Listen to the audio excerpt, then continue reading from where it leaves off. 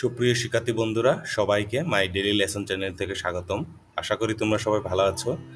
আজকে আমরা সপ্তম শ্রেণী বাংলা বিষয়ের পঞ্চম অধ্যায় বুঝে পড়ি লিখতে শিখি, পৃষ্ঠা হচ্ছে ৭৯ থেকে ৮৬ পৃষ্ঠা, দ্বিতীয় পরিচ্ছেদ। এইখান থেকে আজকে আমরা শুরু করব।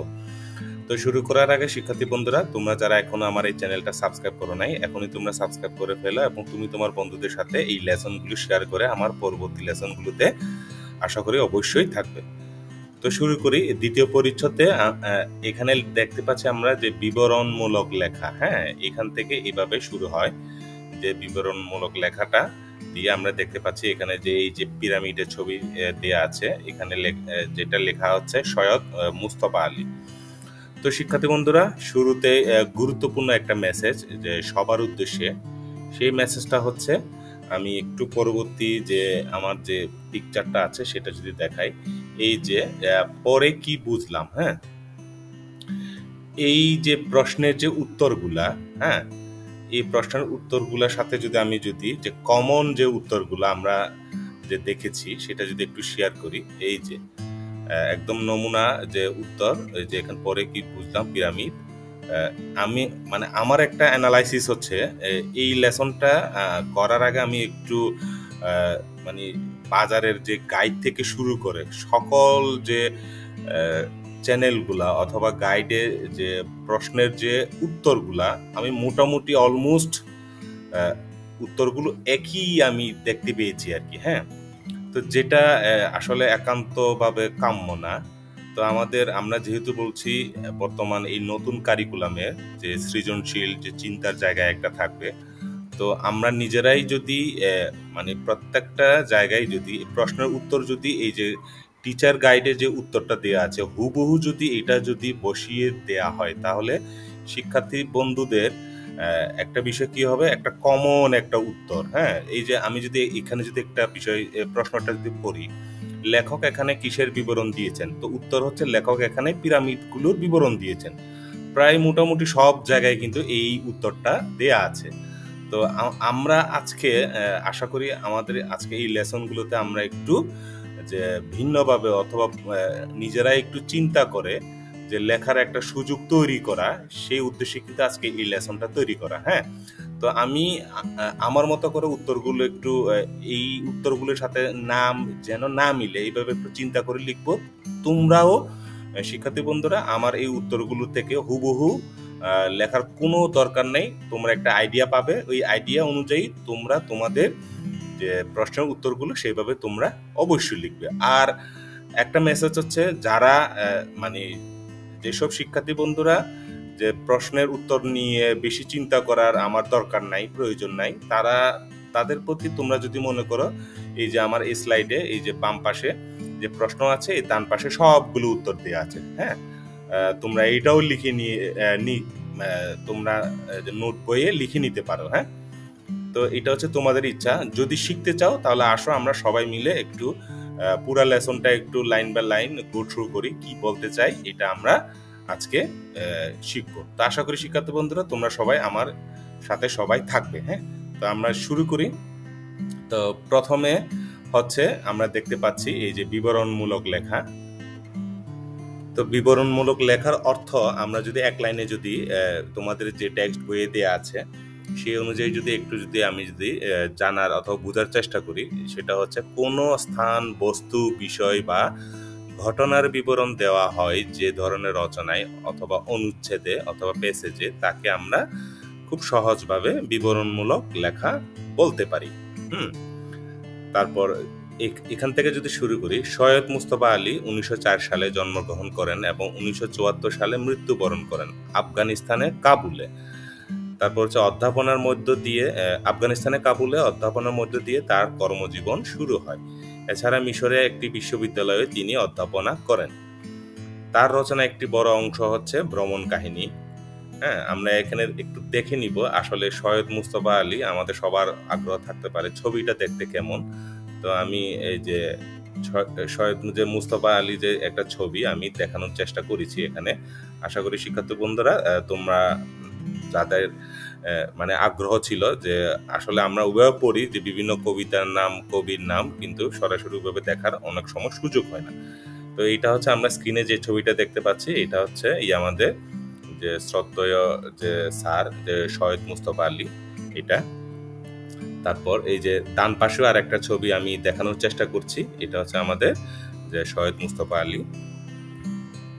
তারপর আমরা যদি একটু দেখি যে সৈয়দ মুস্তফা আলী ছিলেন একজন প্রখ্যাত বাঙালি লেখক, সাংবাদিক, ভ্রামণিক, একাডেমিক, পণ্ডিত ও বহুভাষী। মানে শুধু উনি একটা ভাষা না, অনেকগুলো ভাষা উনি পারদর্শী, জানেন। তিনি পড়াশোনা ও চাকরি সূত্রে বাংলাদেশ, ভারত, জার্মানি ও আফগানিস্তান ও মিশরে বসবাস করেছেন। তো এই তথ্যগুলো আমরা একটু অ্যাট এ গ্লান্স একটু দেখে নিব। এই যে জন্ম আমরা বলছি হচ্ছে এই যে এখানে টেক্সট বইয়ে যেটা দেয়া আছে, এই যে 1904 সাল, একদম মাস সহ যদি দেখি, তার জন্ম হচ্ছে 13 সেপ্টেম্বর 1904, করিমগঞ্জ, যে আসাম প্রদেশ। সেটা হচ্ছে একদম ব্রিটিশ আমলের আর কি। হ্যাঁ, 1904 সাল মানে হচ্ছে অনেক আগে। তো ব্রিটিশ রাজ, এই যে অধুনা আসাম, ভারতে আছে। তো মৃত্যু হচ্ছে 11 ফেব্রুয়ারি 1974 সালে। তো মৃত্যুর সময় যে বয়স হয়েছিল 69 বছর। তারপর ঢাকা, বাংলাদেশ, মানে বাংলাদেশে ঢাকায় মৃত্যুবরণ করেন। আর সমাধি হচ্ছে আজিমপুর, ঢাকা, বাংলাদেশ। জাতীয়টা আমরা যদি দেখি, এখানে যে সিরিয়াল পাবে, ব্রিটিশ, ভারতীয়, মানে সাল সহ এখানে দেয়া আছে, পাকিস্তানি জাতীয়তা, ভারতীয় জাতীয়তা, বাংলাদেশি জাতীয়তা। তো উনি যেহেতু চাকরি সূত্রে বিভিন্ন জায়গায় ঘুরেছেন, বহুভাষী, তো তার নাগরিকতা যে জাতীয়তা দেখতে পাচ্ছি 1, 2, 3, 4টা। হ্যাঁ, পেশা হিসেবে যদি আমরা একটু দেখি, লেখক, সাংবাদিক, শিক্ষক, ভ্রমণ, একাডেমি, ভাষাবিদ। কর্মজীবন হচ্ছে এই যে 1949 থেকে 1974 সাল।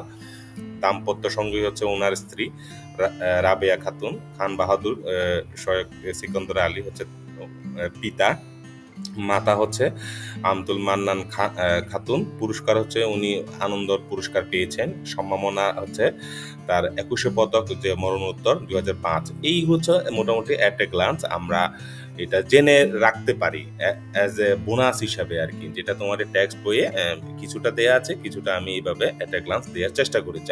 আশা করি শিক্ষার্থী বন্ধুরা তোমরা এই নোটগুলো তোমরা অবশ্যই নিয়ে নিবে, অথবা তোমরা ইন্টারনেট থেকে তোমরা নিজেরাই খুঁজে বের করে নিতে পারো, কোনো অসুবিধা নাই। তারপর আমরা যদি দেখি, এখানে যে সরস ভাষায় ভ্রমণ অভিজ্ঞতা বর্ণনা দিয়ে লিখেছেন দেশে বিদেশে, জলে, ডাঙ্গায়। হ্যাঁ, তো তার রচিত অন্যান্য গ্রন্থের মধ্যে আছে হচ্ছে পঞ্চতন্ত্র, চাচা কাহিনী, ময়ূরকণ্ঠী ইত্যাদি। নিচে যে লেখাটি সৈয়দ মুস্তফা আলী জলে ডাঙ্গায় গ্রন্থ থেকে নেওয়া। তো আজকে আমরা যে পিরামিডটা পড়বো, যে বিবরণটা, সেটা হচ্ছে সৈয়দ যে মুস্তফা আলী জলে ডাঙ্গায় যে গ্রন্থটা আছে, এখানে আমি এই যে দেখানোর চেষ্টা করেছি। তার যে এখানে গ্রন্থটা হচ্ছে গ্রন্থটা হচ্ছে এই যে জলে ডাঙ্গায় যে সৈয়দ মুস্তফা আলী, এই বইটা, এই গ্রন্থটা হচ্ছে দেখতে কাভার পেজটা হচ্ছে এরকম। হ্যাঁ, তো শিক্ষার্থী বন্ধুরা, আশা করি তোমরা সবাই বুঝতে পেরেছো একটা মোটামুটি একটা অ্যাট এ গ্লান্স, এক নজরে এইটা বিষয়টা। তোমরা একদম শুরুতে যে সূচনাটা, আমরা এইভাবে একটা কমন একটা জায়গায় আমরা আসতে পারি। হ্যাঁ, তারপর হচ্ছে নিজস্ব স্টাইলে চমৎকার ভাবে সমুদ্র পথে মাদ্রাজ থেকে যে জিবুটি বন্দর জলে এবং সেখান থেকে মিশর ডাঙ্গায় যে ভ্রমণ কাহিনী তুলে ধরেছেন। তো এইগুলো হচ্ছে একদম বেসিক যেই ইনফরমেশনগুলা, এগুলো আমি দেওয়ার চেষ্টা করেছি। এখন আমরা একদম যে আমাদের যে পার্টটা টেক্সট বইয়ে, সেই জায়গায় আমরা চলে এসেছি। হ্যাঁ, এখানে লেখা আছে 3 বার, এই যে দেখতে পাচ্ছি পিরামিড, পিরামিড, পিরামিড। তো এই পিরামিড অর্থ হচ্ছে তোমাদের যে টেক্সট বইয়ে যে শব্দার্থগুলো দেওয়া আছে, কঠিন শব্দের যে অর্থগুলো, সেখান থেকে আমি একটা একটা করে নিয়ে আসবো। যখনই আমরা এই শব্দগুলো পাবো, এরকম একটা কঠিন শব্দ, অর্থগুলো দেখানোর চেষ্টা করবো। তো পিরামিড অর্থ হচ্ছে বিশেষ আকৃতি, প্রাচীন যে স্থাপনা, সেটাকে আমরা বলছি অথবা বুঝতে পারছি। তো এখানে লেখা আছে অনেক সময় আশ্চর্য প্রকাশ করতে হলে আমরা 3টা আশ্চর্যবোধক চিহ্ন এভাবে দিই, তাই কি চোখের সামনে দাঁড়িয়ে 3টা পিরামিড। হ্যাঁ, কিংবা উল্টোটা, 3টা পিরামিড ছিল বলে আমরা 3 বার আশ্চর্য হয়, মানে 3 বার আশ্চর্য হওয়ার জন্য এখানে 3 বার বলা এবং এই চিহ্নটা দেয়া। তো আরেকটা হচ্ছে এই পিরামিডগুলো সম্বন্ধে বিশ্বজুড়ে যা গাদা গাদা বই লেখা হয়েছে, তার ফিরিস্তি দিতে গেলে একখানা আস্ত জলে ডাঙ্গায় লিখতে হয়। তো এখানে ফিরিস্তি একটা এই যে আন্ডারলাইন দেওয়া আছে, যে ইয়েলো মার্কে, আমরা ফিরিস্তি অর্থ হচ্ছে বিবরণ। হ্যাঁ শিক্ষার্থী বন্ধুরা, আশা করি তোমরা নোটটা নিয়ে নিচ্ছ। তো ফিরিস্তিতে গেলে এখানে বলা হচ্ছে একখানা আস্ত জলে ডাঙ্গায় লিখতে হয়।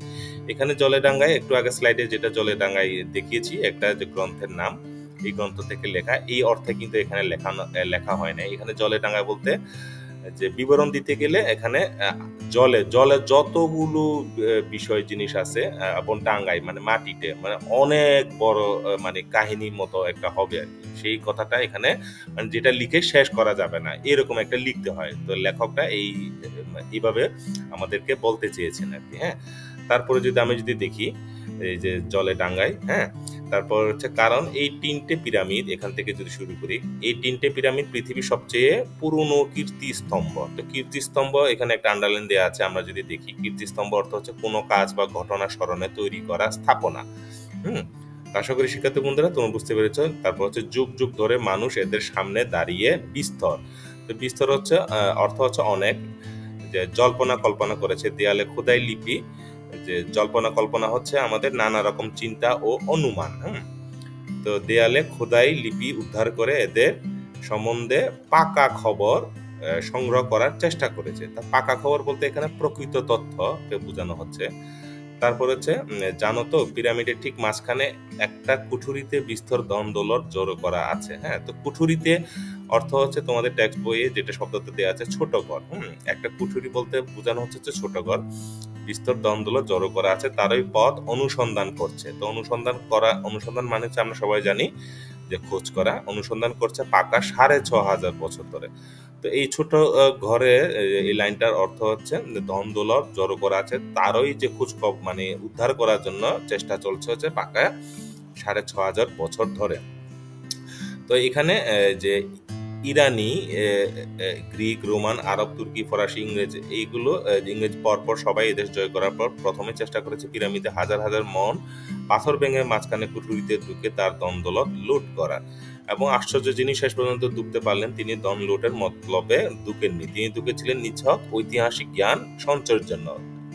হ্যাঁ, তো আমরা যেটা বুঝতে পারলাম যে সর্বশেষে যিনি ঢুকতে পেরেছেন তার কিন্তু ওই যে ধন দৌলতের প্রতি কোনো লোভ ছিল না, তার হচ্ছে জ্ঞান সঞ্চয়ের জন্য, ঐতিহাসিক যে বিষয়গুলা জ্ঞান আহরণের জন্য এই উদ্দেশ্যে তিনি ঢুকেছিলেন আর কি। তারপর হচ্ছে ফারাওর রাজমিস্ত্রিরা। তো এখানে ফারাও একটা নতুন শব্দ পেয়েছি আমরা, যেটা অর্থ বলছে হচ্ছে ফারাও মানে হচ্ছে মিশরের যে প্রাচীন রাজাদের যে উপাধিগুলো ছিল, যে ডিজিগনেশন অথবা যে উপাধিগুলা, সেটাকে আমরা যে বলছি ফারাও। ফারাওরে রাজমিস্ত্রিরা, রাজমিস্ত্রি বলতে এখানে কি বোঝানো হচ্ছে যারা ইট পাথর ইত্যাদি দিয়ে দালান তৈরি কাজ করেন। আমরা সবাই জানি এটা। কুঠিরি বানানো শেষ করার পরে বেরোবার সময় এমনই মস্ত পাথর দিয়ে রাস্তা বন্ধ করে দিয়ে বাইরে দেয়ালে পালিশ পলেস্তার লাগিয়ে দেয় যে। হ্যাঁ, তো পালিশ যে পলেস্তারা মানে হচ্ছে মসৃণ প্রলেপ, একদম লেভেল আর কি, একদম মসৃণ লাগিয়ে দেয় যে পৃথিবী মানুষের 6500 বছর লাগলো ভিতরে যাবার রাস্তা বের করতে। হ্যাঁ, আশা করি বুঝতে পেরেছি। আমরা পরের যে পৃষ্ঠাটা যদি স্লাইডে যদি আসি, এখানে যেটা লেখা আছে সেটা হচ্ছে মিশরের ভিতরে বাইরে আরো পিরামিড আছে, কিন্তু গিজে অঞ্চলে যে 3টা পিরামিড সামনে আমরা, তো গিজে অঞ্চলে, তো এখানে একটা জিনিস দেখতে পাচ্ছি, গিজে মানে হচ্ছে যে কায়রো, মানে হচ্ছে মিশরের রাজধানী, যে কায়রোর একটি জায়গার নামকে আমরা বলছি হচ্ছে গিজে। হ্যাঁ, তো এখানে হচ্ছে সেই ভুবন বিখ্যাত পৃথিবী সপ্তাশ্চর্যে অন্যতম। তো ভুবন বিখ্যাত এখানে একটা আন্ডারলাইন, আমরা যে যদি একটু দেখি, ভুবন বিখ্যাত মানে হচ্ছে পৃথিবী বিখ্যাত, ভুবন মানে হচ্ছে কি পৃথিবী। হ্যাঁ, তো আমরা যে পৃথিবী যে সপ্তাশ্চর্য মানে হচ্ছে এটা একটা যে যুক্ত যে শব্দ, যে সপ্তাহ মানে হচ্ছে 7, তারপর হচ্ছে 7টা আশ্চর্য আর কি। তো এইভাবে যদি আমরা যদি লিখি পৃথিবী 7টি অবাক করা যে নিদর্শন, সেটাকে আমরা বলছি। তো এখানে আমরা যেটা দেখতে পাচ্ছি যে রাজা যে খুফু, তারপর হচ্ছে এই যে আমরা একটু যে রাজা খুফুরের যে স্ট্যাচুটা, মূর্তিটা আমি ছবিতে দেখানোর চেষ্টা করেছি। এই যে দেখতে কিন্তু এরকম, যেটা তোমাদের টেক্সট বইয়ে কিন্তু নাই। হ্যাঁ, আমি এই যে নেট থেকে, গুগল থেকে নিয়ে এসে এইখানে শিক্ষার্থী বন্ধুরা একটু দেখানোর চেষ্টা করেছি। তারপর হচ্ছে আমরা রাজা দেখতে পাচ্ছি যে। আচ্ছা, তার আগে একটু আমরা এই যে খুফু বা চেওপস ছিলেন, একজন প্রাচীন মিশরীয় রাজা, যিনি পুরাতন সাম্রাজ্যের প্রথমার্ধে চতুর্থ রাজবংশের দ্বিতীয় ফারাও ছিলেন। হ্যাঁ, তারপর হচ্ছে আমরা যদি একটু দেখি, আর একজন রাজা আছেন যে খাফরা, আমরা বলছি হচ্ছে যেটা খ্রিস্টপূর্ব 4600 খ্রিস্টপূর্ব। শিক্ষার্থী বন্ধুরা, আর একটা বিষয়, একটা নোট, অনেকেই আমরা জানি, অনেকে জানি না। খ্রিস্টপূর্ব মানে হচ্ছে, অর্থটা তোমরা আশা করি সবাই বুঝতে পেরেছ, মানে হচ্ছে এখন চলে হচ্ছে যে সালটা কত, 2024 সাল। হ্যাঁ, তো 2024টা হচ্ছে যে খ্রিস্ট যে সাল, যে বছর। তো এই 2024টা প্রথমে শুরু কাউন্টটা হয়েছিল হচ্ছে 1 সাল, 2 সাল, 3 সাল, 4 সাল, 10 সাল, এভাবে 100 সাল, 1000 সাল, তারপর 2000 সাল। আজকে এই বছরটা হচ্ছে কত, 2024 সাল। তো এই এক কাউন্ট করার আগে, এই যে 1-2 কাউন্ট করার আগে যে মানে 4600 খ্রিস্টপূর্ব, সেটাকে আমরা বলছি হ্যাঁ অতীতে। আশা করি শিক্ষার্থী বন্ধুরা যে খ্রিস্টপূর্ব যে শব্দের অর্থটা তোমরা সবাই বুঝতে পেরেছো।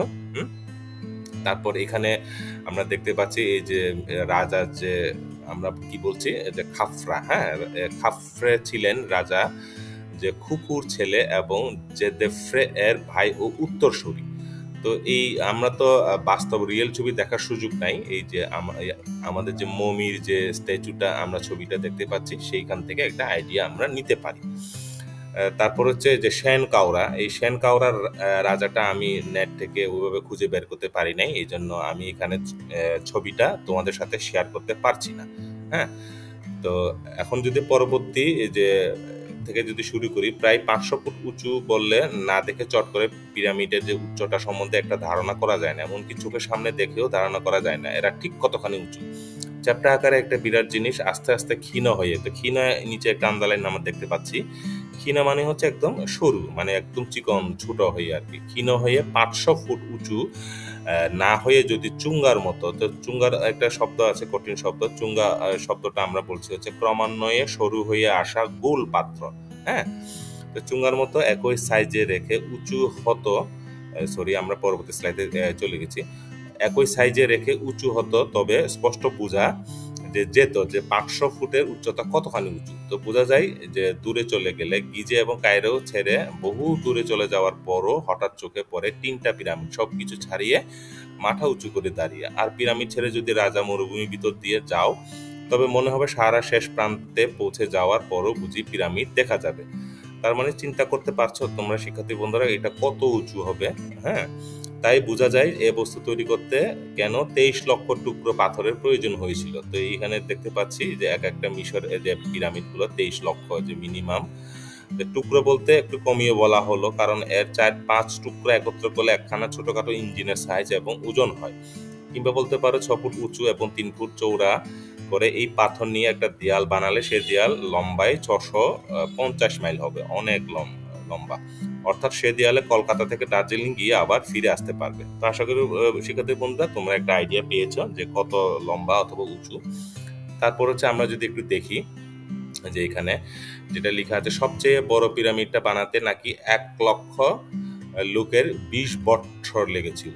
হ্যাঁ, তো এটা একটা আমাদের একটা ইনফরমেশন। তারপর হচ্ছে ভেবে কুল কিনারা পাওয়া যায় না সে সম্রাটের কতখানি ঐশ্বর্য আর প্রতাপ ছিল। ঐশ্বর্য আর প্রতাপ নিচে একটা আন্ডারলাইন আছে আমাদের। তো আমরা যদি দেখি, ঐশ্বর্য মানে হচ্ছে সম্পদ। হ্যাঁ, একদম যে তারপর হচ্ছে আমরা প্রতাপ মানে হচ্ছে কি ক্ষমতা, ক্ষমতার পাশাপাশি সম্পদ, মানে অধিকারী ছিলেন তখনকার যে মিশরের যে সম্রাট যারা ছিলেন আর কি, যিনি আপন রাজধানী পাশে তারপর লক্ষ লক্ষ লোককে 20 বছর খাওয়াতে পড়াতে পেরেছিলেন। অন্য খরচের কথা বাদ দাও, এই 1 লক্ষ লোকের থাকা খাওয়া ব্যবস্থা করার জন্য যে বিরাট প্রতিষ্ঠানের প্রয়োজন সেটা গড়ে তোলা এবং তাকে 20 বছর ধরে চালু রাখা তারাই করতে পারে যারা সভ্যতার খুব একটা উঁচু স্তরে উঠে গিয়েছে। হ্যাঁ, তো এইবার আমরা পিরামিডের নির্মাণের কারণে কাছে যে পৌঁছে গিয়েছি। প্রথম কারণ সকলের জানা, আমরা কারণগুলো এখন জানবো। ফারাওরা বিশ্বাস করতেন তাদের শরীর যদি মৃত্যুর পরে যদি পচে যায় কিংবা কোনো প্রকারের আঘাতে ক্ষয় হয়, তবে তারা পরলোকে অনন্ত জীবন পাবেন না। তাই মৃত্যুর পর তাদের দেহকে মমি বানিয়ে সেটাকে এমন শক্ত একটা পিরামিডের ভিতরে রাখা হতো। তো এখানে মমি আমরা একটা আন্ডারলাইন দেখতে পাচ্ছি। তো এটা একটা নতুন শব্দ পেলাম আমরা, এই যে মমি। মমি ছবিটা দেখতে এক্স্যাক্টলি এই যে এইরকম। শিক্ষার্থী বন্ধুরা, তোমরাও অনেক দেখেছো, আমরা বিভিন্ন ছবিতে অথবা সিনেমা ফিল্মে আমরা দেখেছি যে মমিটা এভাবে আমরা বুঝতে পারছি যে ভিতরে কি থাকতে পারে। হ্যাঁ, তারপর হচ্ছে তার ভিতরে ঢুকে কেউ যেন মমিকে ছুটে পর্যন্ত না পারে, এইভাবে যে মমিগুলো তৈরি করা হয়েছিল। কিন্তু হায়, তাদের এ বাসনা পূর্ণ হয়নি। পূর্বেই বলেছি, হাজার হাজার বছর চেষ্টা করে দুষ্ট অর্থাৎ ডাকাত এবং শিষ্টরা, পণ্ডিতরা শেষ পর্যন্ত তাদের গোপন যে কবরে ঢুকতে পেরেছেন। তাই যে আমরা যদি একটু যদি দেখি এখানে, এখানে এই যে একটা মেসেজ আছে এই যে ছবির নিচে, একটু আমরা যে দেখি মেসেজটা হচ্ছে, মমি হলো একটি মৃতদেহ যা মানবিক প্রযুক্তির মধ্যে অথবা প্রাকৃতিকভাবে ধ্বংস এবং ক্ষয়প্রাপ্ত হওয়া থেকে রক্ষা করে। হ্যাঁ, মমি হলো ওষুধে মাখানো কাপড়ে যে জড়ানো মৃতদেহটা। কাপড়ে জড়ানো ওষুধ মাখানোটা আমরা এই যে ছবিটা দেখতে পাচ্ছি, এটা খুললেই তখন আমরা এটা দেখতে পারবো। হ্যাঁ, তো এইগুলো হচ্ছে তোমরা যে বাকিগুলো এইভাবে একটু, এখানে অনেকগুলো কঠিন কঠিন শব্দ আছে, আমি যদি একটু যদি দেখি আরো কোন কোন, এখানে আরেকটা শব্দ দেখতে পাচ্ছি এই যে, তাই করে অবশ্য গৌণত কোনো কোনো ফারাওরা মনোবাঞ্ছা পূর্ণ হয়েছে। তো গৌণত শব্দের অর্থ আমরা যদি দেখি শিক্ষার্থী বন্ধুরা, গৌণত মানে হচ্ছে অপ্রধান ভাবে। হ্যাঁ, তারপর যদি এখানে কঠিন শব্দ যদি একটু যদি দেখি আমাদের কোনটা আছে, যে মনোবাঞ্ছা। হ্যাঁ, তো মনোবাঞ্ছা যে শব্দের অর্থ যদি আমরা যদি একটু তাকাই, এটা হচ্ছে মনের ইচ্ছা। হ্যাঁ, তো তারপর হচ্ছে পণ্ডিতেরা তাদের মমি সযত্নে জাদুঘরে সাজিয়ে রেখেছেন, সেখানে তারা অক্ষত দেহে মহাপ্রলয়ের দিন। তো এখানে আর একটা কঠিন শব্দ আছে আমাদের, মহাপ্রলয়ের দিন। হ্যাঁ, মহাপ্রলয় দিন অর্থ হচ্ছে আমাদের একদম, আমরা যদি বলি যে পৃথিবী ধ্বংসের দিনটাকে আমরা বোঝাতে চেষ্টা করছি, যে মহাপ্রলয়ের দিনটা দিন গুনছেন, যেদিন তারা নবদেহে, নবদেহে মানে হচ্ছে নতুন দেহে, নব যৌবন ফিরে পেয়ে অমৃত লোকে। তো এখানে আর একটা শব্দ আমরা দেখতে পাচ্ছি যে অমৃত লোকে। অমৃত লোকে অর্থ হচ্ছে আমরা যদি দেখি, অমৃত লোক মানে হচ্ছে বোঝাতে চেয়েছে হচ্ছে এখানে স্বর্গ। হ্যাঁ, তো অমৃত লোকে অনন্ত জীবন জীবন যে আরম্ভ করবেন, একদম অনন্ত জীবন মানে হচ্ছে একদম স্বর্গে যেখানে মৃত্যু নাই, যে একদম অসীম জীবন পর্যন্ত সেখানে শুরু করতে পারেন। তো এগুলো হচ্ছে যে মমি বানানোর যে উদ্দেশ্যটা, সেটা আমরা যে দেখতে পাচ্ছি। তো শিক্ষার্থী বন্ধুরা, এই যে এখন আমরা এই যে একটু আগে প্রথম যে স্লাইডে আমি বোঝাতে চেয়েছিলাম, এই যে এখানে এই যে পরে কি বুঝলাম, এই প্রশ্নের উত্তরগুলো সবগুলো আমরা এখন লেখার চেষ্টা করব, খোঁজার চেষ্টা করব। এখানে যে ডান পাশে আমাদের যে গাইডে তোমাদের যে ছবি যে উত্তরগুলা, সেখানে যে একটু আগে আমি যে বলেছিলাম যে কমন যে উত্তরগুলা সেগুলো দেয়া আছে আমাদের এখানে। তো আমরা এই উত্তরগুলো লিখবো না, আমরা চেষ্টা করব একটু ভিন্ন উত্তরগুলো দেখি কিভাবে বের করা যায় সেটা। তো প্রথমে হচ্ছে লেখক এখানে কিসের বিবরণ দিয়েছেন। হ্যাঁ, তো আমরা যদি এইভাবে যদি একটু লেখার চেষ্টা করি যে এখানে লেখক এখানে কিসের বিবরণ দিয়েছেন। লেখক এখানে মিশরে অবস্থিত প্রাচীন পিরামিড আকৃতির প্রস্তর নির্মিত 3টি যে স্থাপনা সমূহের বিবরণ দিয়েছেন। আমরা দেখতে পেয়েছিলাম এই যে আমাদের যে বইয়ে, টেক্সট বইয়ে যে আমাদের যে স্থাপনা গুলো ছিল, মোটামুটি 3টা স্থাপনা মিশরের যে উপরে যে বিবরণটা সেটা আমরা দেখতে পেয়েছি। তো আমি এইভাবে লেখার চেষ্টা করেছি। তো শিক্ষার্থী বন্ধুরা, তোমরাও তোমাদের মতো করে এখান থেকে একটা আইডিয়া নিয়ে এক লাইনে তোমরা কিসের বিবরণ লেখক এখানে দিতে চেয়েছেন সেটা তোমরা আশা করি আইডিয়াটা পেয়েছো। তারপর খ নম্বর যদি আমরা যদি আসি, এবার পিরামিডগুলো কারা তৈরি করেছিলেন এবং কখন তৈরি করেছিলেন, এই প্রশ্নের উত্তরটা যদি আমরা যদি এভাবে লিখি যে মিশরের পিরামিডগুলো প্রায় 4500 থেকে যে 4800 বছর আগে তৈরি করা হয়েছিল। তারা প্রায় ফারাও নামক মিশরের রাজা বা রাজপরিবারের মহারাজাদের কার্যকর্তা ছিলেন। হ্যাঁ, তো এইভাবে আমরা যে উত্তরগুলো লিখতে পারি। একদম সময় এখানে বলা হচ্ছে কারা তৈরি করেছিলেন, এখানে প্রশ্ন কিন্তু দুইটা, একটা হচ্ছে কারা তৈরি করেছিলেন আর একটা হচ্ছে কখন তৈরি করেছিলেন। তো আশা করি শিক্ষার্থী বন্ধুরা তোমরা পেয়েছো। তারপর হচ্ছে পিরামিডগুলো কেন তৈরি করা হয়েছিল, এই উত্তরে যদি আমরা যদি একটু লেখার চেষ্টা করি, তো সেটা হচ্ছে মূলত প্রাচীন মিশরীয় সমাজে পরলোকের ধারণা প্রচলিত ছিল, সেই বিশ্বাসকে কেন্দ্র করে পিরামিডগুলো তৈরি করা হয়েছিল। মিশরীয় মনে করত যতদিন রাজাদের দেহ রক্ষা করা যাবে ততদিন তারা স্বর্গে বাস করবে। তাদের বিশ্বাস অনুযায়ী এখনো তাদের অনেক রাজা স্বর্গে আছেন। ফারাওরা বিশ্বাস করতেন তাদের যে শরীর যদি মৃত্যুর পর পচে যায় কিংবা কোনো প্রকারে আঘাতে ক্ষয় হয়, তবে তারা যে এখানে এই যে তারা হবে, এখানে এই যে বানানটা ভুল হয়েছে, তিরা হয়ে গেছে, তোমরা একটু কারেকশন করে নিবে শিক্ষার্থী বন্ধুরা। তারা পরলোকে অনন্ত জীবন যে পাবেন না, তাই মৃত্যুর পর তাদের দেহকে মমি বানিয়ে সেটাকে এমন একটা শক্ত যে পিরামিডের ভিতরে রাখা হতো যে তার ভিতরে ঢুকে কেউ যেন মমিকে ছুতে পর্যন্ত না পারে। তো মোটামুটি আমি এখানে বই থেকেও কিছু কয়েকটা লাইন, কয়েকটা শব্দ নিয়ে এসেছি এবং মানে এইভাবে একটা লেখার চেষ্টা করেছি। তো শিক্ষার্থী বন্ধুরা, তোমরাও এইভাবে এখান থেকে একটা আইডিয়া তোমরা নিয়ে নিতে পারবে। হ্যাঁ,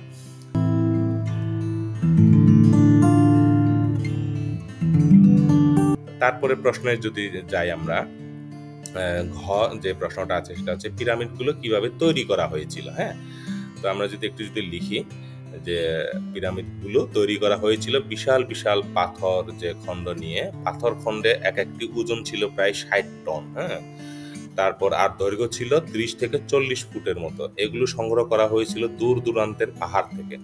পাথরের সাথে পাথর জোড়া দিয়ে পিরামিডগুলো তৈরি করা হয়েছিল। নোটগুলো তোমরা আসলে ওইভাবে সরাসরি না নিয়ে তোমরা একটা যে তোমাদের মতো করে এই উত্তরগুলো একটু বানিয়ে লেখার চেষ্টা করবে। আমি যে মেসেজটা বারবার বলছি।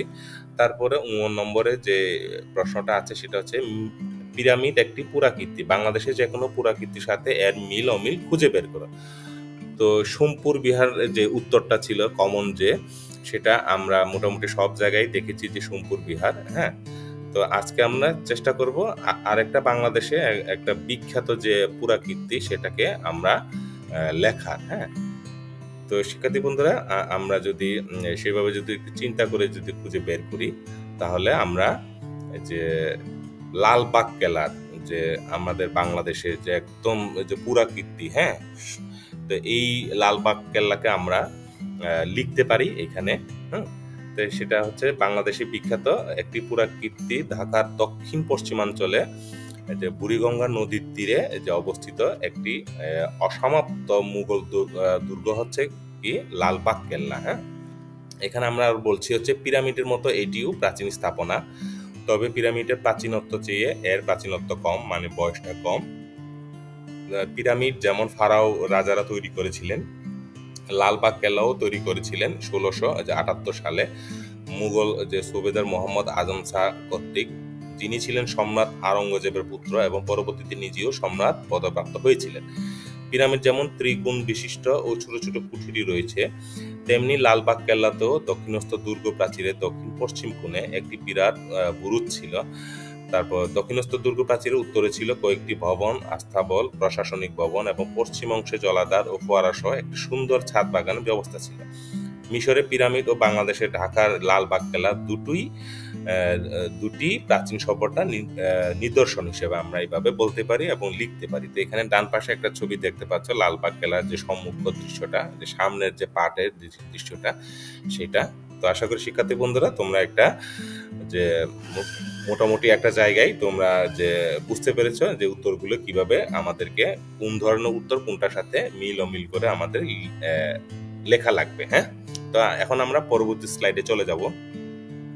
তো আমরা এই স্লাইডে দেখতে পাচ্ছি যে একটা কাজ আছে আমাদের, বলি উল্লেখি, যেখানে লেখা আছে পিরামিড রচনায় লেখক যা বলেছেন তা তোমার নিজের ভাষায় বলো ও নিজের ভাষায় লেখো। একদম স্পষ্ট শিক্ষার্থী বন্ধুরা, তোমার নিজের ভাষায় হতে হবে। আমি এখন যেটা লিখবো সেটা হচ্ছে আমার ভাষায়। তো তোমরা শিক্ষার্থী বন্ধুরা তোমরা লিখবে হচ্ছে তোমাদের নিজেদের ভাষায়। হ্যাঁ, তো আশা করি তোমরা শিক্ষার্থী বন্ধুরা বুঝতে পেরেছো। এখানে যেটা বলা আছে, যেটা আমি লেখার চেষ্টা করেছি, এখানে তার আগে একটু ছবিগুলো একটু শেয়ার করি। এই যে এইভাবে ছবিগুলা। এখন আমরা যদি শুরু করি, মিশরের পিরামিড প্রাচীন যে সপ্তম আশ্চর্যের একটি। হ্যাঁ, যে প্রাচীন মিশর শাসন করতেন ফারাওনরা, তাদেরকে কবর বা সমাধি দেওয়ার জন্য পিরামিড নির্মাণ করা হতো। সবচেয়ে বড় এবং আকর্ষণীয় হচ্ছে গিজা মানে হচ্ছে মিশরের যে কায়রোর একটা জায়গার নাম। গিজার যে পিরামিড, যা খুফুর পিরামিড হিসেবে পরিচিত, এটি তৈরি হয়েছিল খ্রিস্টপূর্ব প্রায় 5000 বছর আগে। মূলত প্রাচীন মিশরীয় সমাজে পরকালে ধারণা প্রচলিত ছিল, সেই বিশ্বাসকে কেন্দ্র করে পিরামিডগুলো তৈরি করা হয়েছিল। মিশরীয় মনে করতো যতদিন রাজাদের দেহ রক্ষা করা যাবে ততদিন তারা স্বর্গে বাস করবে। তাদের বিশ্বাস অনুযায়ী এখনো তাদের অনেক রাজা স্বর্গে আছেন। ফারাওরা বিশ্বাস করতেন তাদের শরীর যদি মৃত্যুর পর পচে যায় কিংবা কোনো প্রকারে আঘাতে ক্ষয় হয় তবে তারা যে পরলোকে অনন্ত জীবন পাবেন না। হ্যাঁ, তাই মৃত্যুর পর তাদের দেহকে মমি বানিয়ে সেটাকে এমন একটা শক্ত পিরামিডের ভিতরে রাখা হতো যে তার ভিতরে ঢুকে কেউ যেন মমিকে ছুতে পর্যন্ত না পারে। তো আমি মোটামুটি এটাকে সামারাইজ করে লেখকের যেটা ছিল সেটাকে আমি যদি একটু এদিক ওদিক করে যদি লিখি তাহলে লেখাটা এইভাবে দাঁড়ায়। হ্যাঁ, তোমরাও শিক্ষার্থী বন্ধুরা এইভাবে না হলেও তোমরা একটু চেষ্টা করবে যে এই যে নির্দিষ্ট একটা যে তোমাদের যে এক পাতার মধ্যে বিষয়টাকে নিয়ে আনতে। বেশি বড় লেখার কোনো দরকার নাই। হ্যাঁ, তো নিজের ভাষায় যেহেতু লিখতে বলা হচ্ছে, তুমি যেভাবে লিখো সেটাই কিন্তু রাইট, মানে এখানে কোনো ভুল নাই। হ্যাঁ, তো এখানে আমরা দেখতে পাচ্ছি যে খুফুর যে পিরামিডটা একদম যে ছবিটা সেটা, আর একটা ছবি এখানে দেখতে পাচ্ছি আকাশ থেকে দেখা যে মিশরীয় যে গিজার যে পিরামিড। হ্যাঁ, যে কায়রোতে, এটা হচ্ছে কায়রো, মিশরের রাজধানী কায়রোর একটা জায়গার নাম, যে গিজার একটা জায়গার নাম, সেটা একদম আকাশের উপর থেকে বিমান থেকে তোলা এই ছবিটা। হ্যাঁ, তারপর হচ্ছে এইখানে আর একটা ছবি দেখতে পাচ্ছি আমরা নিচে একদম কাছ থেকে, এটা হচ্ছে। তো আশা করি শিক্ষার্থী বন্ধুরা তোমরা বুঝতে পেরেছো। তারপরে যে কাজটা আছে আমাদের সেটা হচ্ছে লেখা নিয়ে মতামত। এটা খুব ইন্টারেস্টিং একটা কাজ। তো এখানে হচ্ছে পিরামিড রচনাতে যেসব বক্তব্য নিয়ে তোমার মতামত রয়েছে বা মনে প্রশ্ন জেগেছে তার নিচে ছকে লেখো। বোঝার সুবিধার জন্য দুটি নমুনা দেওয়া হলো। শিক্ষার্থী বন্ধুরা এটাও কিন্তু সম্পূর্ণ কিন্তু তোমার কাছে যেটা মতামত ও জিজ্ঞাসা মনে হবে সেটাই কিন্তু তুমি এখানে লিখবে।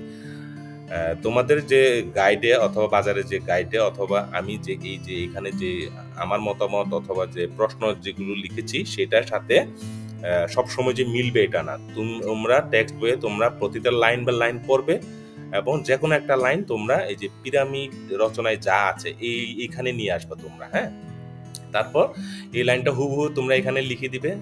তারপর হচ্ছে আমার মতামত ও জিজ্ঞাসা। আমার মতামত বলতে এখানে তোমার মতামত হবে ও জিজ্ঞাসা। হ্যাঁ, তুমি যেটা এই লাইনটা পরে যেটা তোমার কনফিউশন আছে, তোমার পরিষ্কার না, সেটাই তুমি এখানে লিখবা। যেমন উদাহরণস্বরূপ এখানে যেটা দেওয়া আছে, এই 3টে পিরামিড পৃথিবীর সবচেয়ে পুরনো কীর্তিস্তম্ভ। তো এখানে কি বলা হচ্ছে, এই তথ্যটি সঠিক কিনা তা যাচাই করতে হবে। ঠিক একদম স্বাভাবিক। হ্যাঁ, আমরা এখন এই বর্তমানে এসে এই ধরনের আমাদের মনে প্রশ্ন আসতে পারে, আসলে সঠিক কিনা, সঠিক নাকি বেঠিক, এটা যাচাই করব। এটাই হচ্ছে আমাদেরকে কাজটা এটাই। তো ঠিক একইভাবে এই যে 2 নম্বরে দেওয়া আছে, আমাদের মোটামুটি এই যে 3 এবং 4 এই দুইটা জায়গায় লিখতে হবে 2টা বাক্য। তো আমি যেটা লেখার চেষ্টা করেছি সেটা হচ্ছে তোমাদের যে টেক্সট বইয়ে একটা লাইন আমি এখানে আনার চেষ্টা করেছি। কারণ আমি যদি পড়ি যে, কারণ এই 3টি পিরামিড পৃথিবীর সবচেয়ে পুরনো কীর্তিস্তম্ভ, যুগ যুগ ধরে মানুষ এদের সামনে দাঁড়িয়ে বিস্তর জল্পনা কল্পনা করেছে, দেয়ালে খোদাই লিপি উদ্ধার করে এদের সম্বন্ধে পাকা খবর সংগ্রহ করার চেষ্টা করেছে।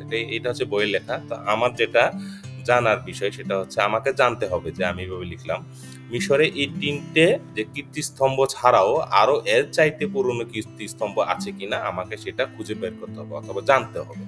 তো আশা করি শিক্ষার্থী বন্ধুরা তোমরা একটা আইডিয়া পেয়েছো এই কাজটা কিভাবে করতে হবে। তারপর 4 নম্বরে আমি একটা লিখেছি তোমাদের বই থেকে হুবহু, যে সবচেয়ে বড় পিরামিডটা বানাতে নাকি 1 লক্ষ লোকের 20 বছর লেগেছিল। তা আমার যেটা জানা সেটা হচ্ছে বর্তমান যুগে এই পিরামিডটা বানাতে কত লোকের প্রয়োজন হতে পারে এবং কত সময় লাগতে পারে সেই হিসাবটা বের করতে হবে। হ্যাঁ, তো এটা হচ্ছে আমার আগ্রহ জায়গা থেকে এই মতামত ও জিজ্ঞাসাটা।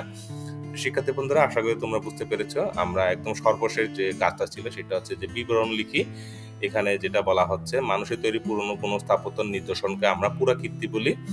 হ্যাঁ, বাংলাদেশে অনেক পুরাকীর্তি আছে যে মিশরের পিরামিডের মতো, যেগুলো কোনোটি 1000 বছরের বেশি পুরানো। যেমন এখানে দেয়া আছে বগুড়া মহাস্থানগড়, নওগাঁ সোমপুর বিহার, বাগেরহাটে 60 গম্বুজ মসজিদ, দিনাজপুরে কান্তজির মন্দির, ঢাকার আহসান মঞ্জিল ইত্যাদি। তো এই কাজটা হচ্ছে কি, আমাদের তোমার এলাকা অন্তত 50 বছরের পুরনো কোনো স্থাপত্য সম্পর্কে 100 থেকে 150 শব্দের মধ্যে একটি বিবরণ লেখো। তো শিক্ষার্থী বন্ধুরা তোমার এলাকা পাশাপাশি যদি এই পুরাকীর্তিগুলো যদি না থাকে, তোমরা এই যে এখানে উল্লেখ করা যে কোনো একটা পুরাকীর্তি সম্পর্কে তোমরা এটা লিখতে পারো। হ্যাঁ, তো আমি এখানে যেটা লেখার চেষ্টা করেছি সেটা হচ্ছে যে বগুড়া যে মহাস্থানগড়টা, হ্যাঁ সেটা। তো আমরা যদি দেখি এখানে যে ছবিটাও আমি দুইটা ছবি এখানে নিয়ে এসেছি। এখানে যদি দেখি আমরা, মহাস্থানগড় হচ্ছে বাংলাদেশের একটি অন্যতম প্রাচীন পুরাকীর্তি। প্রসিদ্ধ এই নগর ইতিহাসে যে পুণ্ড্রবর্ধন এবং পুণ্ড্রনগর নামেও পরিচিত ছিল। একসময় মহাস্থানগড় বাংলার রাজধানী ছিল। যীশু খ্রিস্টের জন্মের আগেও, অর্থাৎ প্রায় 2500 বছর পূর্বে এখানে সভ্য জনপদ গড়ে উঠেছিল। প্রত্নতাত্ত্বিকভাবে তার প্রমাণ মিলেছে। 2016 সালে এটিকে সার্কের সাংস্কৃতিক রাজধানী হিসেবে ঘোষণা করা হয়। প্রাচীর বেষ্টিত এই নগরীর ভেতর রয়েছে বিভিন্ন আমলের প্রত্নতাত্ত্বিক নিদর্শন। কয়েক শতাব্দী পর্যন্ত এ স্থানে মৌর্য, গুপ্ত, পাল, সেন শাসক বর্গের প্রাদেশিক রাজধানী ও পরবর্তীকালে হিন্দু সামন্ত রাজাদের রাজধানী ছিল। তৃতীয় খ্রিস্টপূর্বাব্দ থেকে পঞ্চদশ খ্রিস্টাব্দ পর্যন্ত অসংখ্য হিন্দু রাজা ও অন্যান্য ধর্মের রাজারা রাজত্ব করেন। মহাস্থানগড়ের অবস্থান বগুড়া জেলা, বর্তমানে যে শিবগঞ্জ উপজেলা। বগুড়া শহর থেকে প্রায় 13 কিলোমিটার উত্তরে করতোয়া নদীর পশ্চিম তীরে গেলে এই শহরের ধ্বংসাবশেষ দেখা যায়। তো শিক্ষার্থী বন্ধুরা, তোমরা যারা বাংলাদেশের বিভিন্ন জায়গা থেকে আমার এই চ্যানেলটা, আজকে এই লেসনটা দেখছো, তো নিশ্চয় এমন কোনো শিক্ষার্থীরা আছেন যারা হচ্ছে বগুড়াতে বসবাস করেন, এবং ঠিক স্পেসিফিক আরো যদি কাছাকাছি বলি, একদম শিবগঞ্জ উপজেলাতেও তোমরা অনেকেই আছো। হ্যাঁ, তো তোমরা সুযোগ পেলে, যে বগুড়া শহর থেকে প্রায় আমরা বলছি হচ্ছে 13 কিলোমিটার উত্তরে, অবশ্যই তোমরা এটা, যারা এখনো দেখো না, সপ্তম শ্রেণীতে তোমরা পড়ো, এখনই তোমরা সময় সুযোগ বুঝে তোমাদের গার্জিয়ান অথবা তোমাদের স্যারেদের সাথে তোমরা অবশ্যই একটা পরিকল্পনা করে সেভাবে দেখে আসতে পারো। হ্যাঁ, তো এখানে আমরা দুটা ছবি এই যে এখানে দেখার চেষ্টা করেছি। মহাস্থান যে প্রত্নস্থলের একাংশ, যে বগুড়ার যে জায়গাটা, সেটা ছবিটা। তারপর এখানে হচ্ছে নিচের একটা ছবি দিয়ে আছে। মহাস্থানগড় বাংলাদেশের একটি প্রাচীনতম প্রত্নতাত্ত্বিক নগরী। খ্রিস্টপূর্ব 700 অব্দে এটি পুণ্ড্র রাজ্যের প্রাচীন রাজধানী ছিল। তো এই ছবিটা ছিল এরকম। তো আশা করি শিক্ষার্থী বন্ধুরা, আমরা প্রায় শেষ পর্যায়ে চলে এসেছি। তোমরা মোটামুটি একটা জায়গায় যে বুঝতে পেরেছো যে আমরা আসলে কি, মানে বাংলা আমরা সবাই বলতে পারি, সবাই জানি, কিভাবে লিখতে হয় নিজের খুশির মতো, যেভাবে আমরা একদম চিন্তা করে ওই জায়গায় আমরা লেখার একটা সুযোগ কিন্তু এখানে আমাদেরকে তৈরি করতে হবে। হ্যাঁ, তো শিক্ষার্থী বন্ধুরা, আজকে আমরা এখানে শেষ করব। শেষ করার আগে তোমরা যারা এখনো আমার এই চ্যানেলটা সাবস্ক্রাইব করো নাই, এখনই তোমরা সাবস্ক্রাইবটা করে ফেলবে, এবং আমার যে পরবর্তী লেসনগুলোতে তোমরা অবশ্যই থাকবে। তো আজকে এই লেসনটা এমনিতে একটু লম্বা হয়ে গিয়েছে, সেই জন্য তোমরা আমার এই লেসনটা এতক্ষণ ধরে যারা দেখছো তাদেরকে অসংখ্য অসংখ্য ধন্যবাদ। শেষে আমি এটা বলতে চাই যে তোমরা অবশ্যই ভালো থাকবে।